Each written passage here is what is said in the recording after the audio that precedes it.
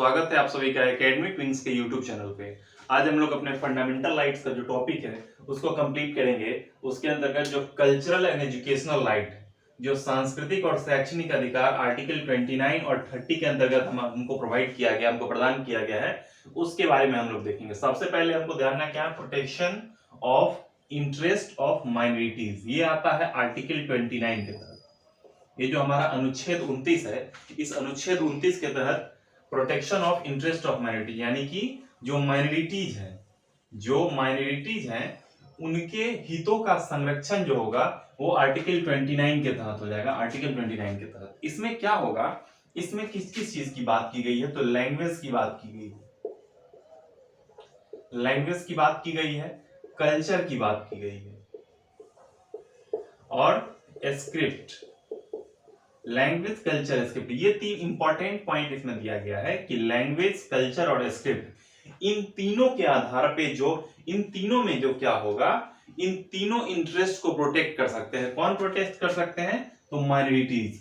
अच्छा, माइनॉरिटीज कौन होंगे, तो any section of the society के किसी भी सेक्शन के व्यक्ति के लिए ये दिया गया है। इसमें माइनॉरिटी जो शब्द है उसके बारे में एक स्पेसिफिक चीज हम लोग ये जान लेते हैं कि हमारे संविधान में माइनॉरिटीज शब्द को डिफाइन नहीं किया गया कहीं पे भी, तो इसलिए यहां पर लिखा क्या गया है, ए सेक्शन ऑफ सोसाइटी, की समाज का वो हिस्सा जो कि माइनॉरिटी होगा। किस बेसिस पे, कि लैंग्वेज के बेसिस पे हो जाएगा, कोई रिलीजन के बेसिस पे, कोई कल्चर, कोई स्क्रिप्ट, अपने इस बेसिस पे अगर किसी भी चीज को, तो इन इंटरेस्ट को, इन हितों को संरक्षण करने के लिए जो अधिकार दिया गया है वो हमारा किसके तहत आता है, आर्टिकल 29 के तहत आता है। इसमें कि आप अपने लैंग्वेज को प्रोटेक्ट कर सकते हैं, अपनी संस्कृति को बचा सकते हैं, अपनी लिपि को, स्क्रिप्ट मतलब लिपि को बचा सकते हैं, इन सारी हितों का संरक्षण कर सकते हैं। उसके अलावा एक और पॉइंट इसमें क्या दिया गया है कि आपको किसी भी धर्म, चाहे वो भाषा हो, कोई भी धर्म हो, कोई भी लैंग्वेज हो, कोई भी कल्चर हो,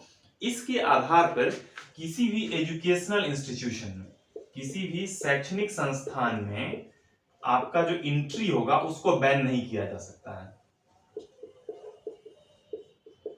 यानी कि किसी भी शैक्षणिक संस्थान में आपका दाखिला बैन नहीं किया जा सकता है। किस बेसिस पर, कि अगर आप किसी पर्टिकुलर रिलीजन, कल्चर, लैंग्वेज, इस चीज को अगर फॉलो कर रहे हैं तो उस बेसिस पे आपको किसी भी एजुकेशनल इंस्टीट्यूशन में बैन नहीं किया जा सकता है। तो ये जो सेगमेंट हमारा है, ये वाला जो पॉइंट आ जाता है, लैंग्वेज, कल्चर, स्किल्स, ये क्या कर रहा है, जो इंटरेस्ट है, जो हित है, उसका रक्षा कर रहा है, उसको संरक्षण प्रोवाइड कर रहा है। लेकिन दूसरा क्या है, एजुकेशनल इंस्टीट्यूशन में बैन नहीं किया जाएगा, ये अधिकार दे रहा है। तो इसके तहत प्रोटेक्शन ऑफ जो इंटरेस्ट ऑफ माइनॉरिटीज है, जो आर्टिकल 29 के तहत, इसके तहत ये दोनों पॉइंट है। ये जो माइनॉरिटी जो शब्द है ना, ये बहुत इंपॉर्टेंट हो जाता है। यहाँ पर माइनॉरिटी जो सिंपल हम लोग माइनॉरिटी समझते हैं on the basis of religion, सिर्फ और सिर्फ वो माइनॉरिटीज नहीं, माइनॉरिटीज यहाँ मेजोरिटी को भी ले आ सकते हैं। अगर हम लोग जम्मू कश्मीर के एग्जाम्पल को देखें तो जम्मू कश्मीर में जो हिंदी स्पीकिंग लोग होंगे, जो हिंदी बोलने वाले लोग होंगे, वो वहां पर माइनॉरिटीज में आ जाएंगे। तो इस माइनॉरिटीज के अंतर्गत हम लोग मेजोरिटी से की जो कम्युनिटी से लोग आते हैं रिलीजन बेसिस पे, उसको भी रख सकते हैं। बेसिकली माइनॉरिटीज दो टाइप के होते हैं, एक बेसिस होता है हमारा रिलीजन के बेसिस पे और दूसरा हमारा होता है लैंग्वेज के बेसिस पे। एक रिलीजियस माइनॉरिटी यानी कि धार्मिक माइनॉरिटी हो गए, और एक जो लैंग्वेज के बेसिस पे यानी कि लिंग्विस्टिक माइनॉरिटी हो गए। तो ये आर्टिकल 29 के तहत आता था। अब नेक्स्ट हमारा आर्टिकल है ये, right of minorities to establish, administer educational institution. कोई जो माइनॉरिटी सेक्शन के जो लोग आते हैं उनको क्या अधिकार दिया गया है कि वो स्थापना कर सकते हैं, एस्टैब्लिश कर सकते हैं, और एडमिनिस्ट्रेशन यानी कि उसका शासन प्रशासन का व्यवस्था देख सकते हैं। किस चीज का, एजुकेशनल इंस्टीट्यूशन का, शैक्षणिक संस्थान का। ये किस आर्टिकल के तहत दिया गया है, तो आर्टिकल 30 के तहत ये प्रोवाइड किया गया है। जो अनुच्छेद जो 30 है हमारा, उसके तहत ये अधिकार दिया गया है कि माइनॉरिटी कम्युनिटी के, यहाँ माइनॉरिटी रिलीजन बेसिस पे ही ज्यादा फोकस किया गया है, तो माइनॉरिटी कम्युनिटी के जो लोग होंगे उनके पास ये अधिकार होगा कि वो अपने धर्म से रिलेटेड, अपने कल्चर से रिलेटेड कोई भी जो शैक्षणिक संस्थान है उसको एस्टैब्लिश कर सकते हैं। और ना सिर्फ एस्टैब्लिश कर सकते हैं बल्कि उसका जो शासन प्रशासन है, जो एडमिनिस्ट्रेशन है, उसको भी करने का दायित्व किसका होगा, उन्हीं का होगा। सरकार इसमें किसी भी तरीके से उनको हस्तक्षेप कहने का मतलब कि उनको ये डिफरेंशिएट करके नहीं देखेगी। हस्तक्षेप कर सकती है लीगल तरीके से, लेकिन उनको डिफरेंशिएट करके नहीं देखेगी। जैसे कि अगर कोई गवर्नमेंट एड आता है, जो सरकारी जो सहायता दी जाती है, तो सरकारी सहायता में उनको दरकिनार नहीं किया जाएगा कि इस बेसिस पे कि वो किसी पर्टिकुलर रिलीजन से आते हैं और उस कम्युनिटी के लिए उन्होंने ये स्कूल खोल रखा। तो जैसे कि अगर वित्त रहित कॉलेज जो होते हैं, जो ये सरकार उन सबको फंड्स प्रोवाइड करती है, तो उस फंड्स प्रोविजन में वो जो फंड प्रोवाइड किया जाता है, तो उस वक्त किसी भी तरीके का जो डिस्क्रिमिनेशन होता है वो नहीं किया जा सकता है। तो वो इसी के थ्रू हम लोग देख सकते हैं। Rights of minorities to establish and administer educational institution, ये भी काफी इंपॉर्टेंट है। ये आर्टिकल 30 ये सिर्फ और सिर्फ माइनॉरिटीज के लिए है। ये सिर्फ और सिर्फ किसके लिए है? माइनॉरिटीज के लिए, नॉट मेजोरिटी। मेजोरिटी कम्युनिटी के लिए ये नहीं, सिर्फ और सिर्फ माइनॉरिटी कम्युनिटी के लिए इंपॉर्टेंट पॉइंट हो जाता है। अब नेक्स्ट क्या हमारा? नेक्स्ट है राइट टू कॉन्स्टिट्यूशनल लिबर्टी, जो संवैधानिक उपचारों का अधिकार है। ये किस आर्टिकल के तहत आता है? आर्टिकल 32, जो अनुच्छेद 32 है उसके तहत राइट टू कॉन्स्टिट्यूशनल रेमेडीज हमको प्रोवाइड किया गया है। ये सबसे इंपॉर्टेंट फंडामेंटल राइट है। ये जो हमारा ये मोस्ट इंपॉर्टेंट फंडामेंटल राइट है।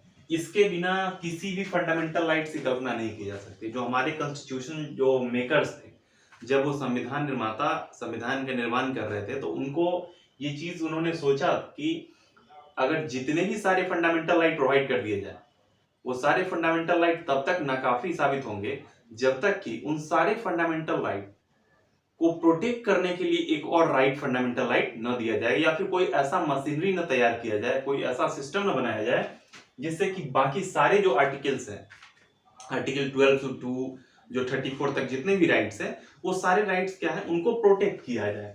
तो उन सभी को प्रोटेक्ट करने के लिए क्या है, ये आर्टिकल 32 हमारा लाया गया, राइट टू कॉन्स्टिट्यूशनल रिमेडी, संवैधानिक उपचारों का अधिकार। इसके तहत क्या होता है, इन केस किसी भी व्यक्ति का फंडामेंटल राइट ब्रीच किया जाता है, यानी कि उसका जो संवैधानिक अधिकार है उसकी अवहेलना की जाती है, उसको वो राइट नहीं दिया जाता है, उसको किसी भी तरीके से उसको वायलेट किया जाता है उसका राइट, तो इन दैट केस उसके पास राइट होगा कि वो डायरेक्टली क्या कहा जा सकती है, सुप्रीम कोर्ट में जा सकती है। वो डायरेक्टली कहा जा सकती है, सुप्रीम कोर्ट ऑफ इंडिया में जा सकती है, जो एपेक्स कोर्ट है, सर्वोच्च न्यायालय है भारत में।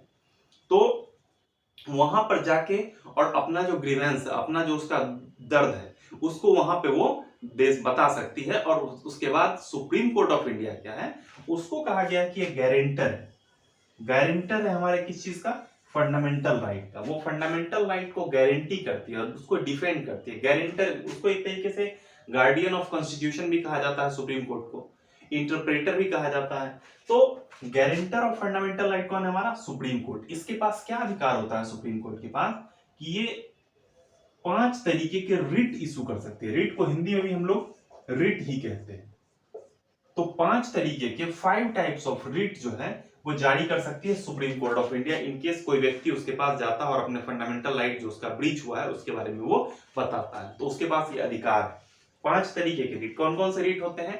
तो हेबस कॉर्पस होते हैं, मैंडेमस होते हैं, सर्टियोरी होते हैं, प्रोहिबिशन होते हैं, क्यू वारंटो होते हैं। ये 5 तरीके के रिट हैं। इनके बारे में हम लोग किसी और वीडियो में देखेंगे, लेकिन ये बहुत इंपॉर्टेंट पॉइंट है। ये कई सारे एग्जाम में पूछा जाता है कि कितने तरीके के रिट जो है वो सुप्रीम कोर्ट जारी करती है। तो सुप्रीम कोर्ट 5 तरीके के रिट जारी करती है। फंडामेंटल राइट जब वायलेट होता है, फंडामेंटल राइट का ब्रीच किया जाता है, उसकी अवहेलना की जाती है, उस केस में जो सिटीजन जो है, नागरिक जो है, उनके अधिकारों को प्रोटेक्ट करने के लिए, उनके अधिकार को बचाने के लिए article 32 of the constitution of India के तहत सुप्रीम कोर्ट 5 तरीके के रिट जारी कर सकती है। इसीलिए इसी कारण से इसको क्या कहा गया है, गारंटर ऑफ फंडामेंटल राइट कहा गया है। साथ ही साथ सुप्रीम कोर्ट के पास ये ओरिजिनल राइट है। ओरिजिनल राइट कहने का क्या मतलब है कि कोई व्यक्ति अगर उसका फंडामेंटल राइट का हनन होता है तो उसके पास ये अधिकार है कि वो डायरेक्ट सुप्रीम कोर्ट में जा सकती है, और डायरेक्ट जब उसके पास जा सकती है तो वो मैटर ओरिजिनली उसी के पास जा रहा है। इसी के लिए सुप्रीम कोर्ट का जो राइट है उसको ओरिजिनल राइट कहा जाता है। ओरिजिनल जो ये शब्द यूज किया गया है यहाँ पर। एक यहाँ पर बीच में इंपॉर्टेंट पॉइंट क्या आ जाता है कि इसको heart and soul of the Indian constitution, भारतीय संविधान की हृदय एवं आत्मा कहा गया है।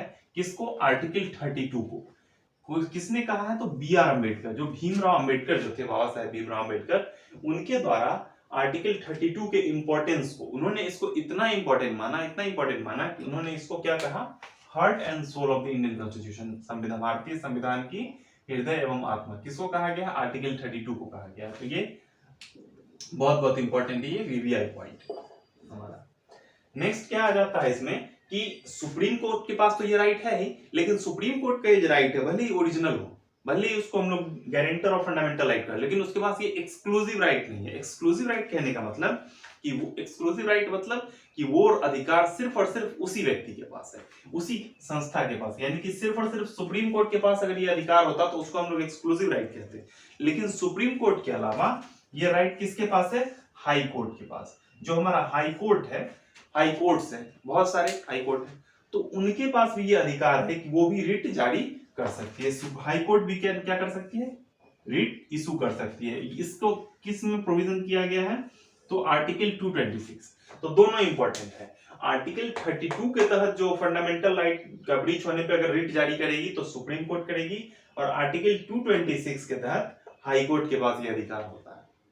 अब यहाँ पर इंपॉर्टेंट एक पॉइंट क्या आ जाता है कि हाई कोर्ट जो है वो सुपीरियर है रिट जारी करने के संदर्भ में। रिट जारी करने का जो कंटेक्स्ट होता है उसमें हाई कोर्ट जो उच्च न्यायालय है उसके पास ज्यादा पावर है सुप्रीम कोर्ट यानी कि उच्चतम न्यायालय से। क्यों, क्योंकि ये जो हाई कोर्ट है ये सिर्फ और सिर्फ फंडामेंटल राइट के ब्रीच होने के संदर्भ में ही रिट जारी नहीं करती है, बल्कि जो लीगल राइट, जो विधिक अधिकार होते हैं उनका जब ब्रीच किया जाता है, उनकी जो अवहेलना होती है, उस केस में भी फंडामेंटल राइट या फिर विधिक राइट, दोनों केस में रिट जारी करने का अधिकार किसके पास होता है, हाई कोर्ट के पास। तो हाई कोर्ट क्या है, मोर पावर है in terms of issuing writ. Supreme court क्या पावर है कि सुप्रीम कोर्ट सिर्फ और सिर्फ फंडामेंटल राइट का अगर अवहेलना किया जाता है, उसको ब्रीच किया जाता है, तभी जारी कर सकते हैं। लेकिन हाई कोर्ट क्या है, हाई कोर्ट सिर्फ और सिर्फ फंडामेंटल राइट के केस में ही नहीं, बल्कि जो लीगल राइट, जो विधिक अधिकार होते हैं, उनकी अगर अवहेलना की जाती है तो उस केस में भी रिट जारी करने का अधिकार इनके पास है। ये 5 तरीके के रिट होते हैं, इसको हम लोग किसी और वीडियो में चर्चा करेंगे। तो जो हमारा फंडामेंटल राइट्स जो चैप्टर था वो बेसिकली समाप्त हो गया है। हम लोगों ने आर्टिकल 12 से लेकर के आर्टिकल 35 तक के जो भी डिफरेंट आर्टिकल्स थे उसके सारे प्रोविजंस को काफी अच्छे तरीके से एक्सप्लेन करके देख लिया। Thank you.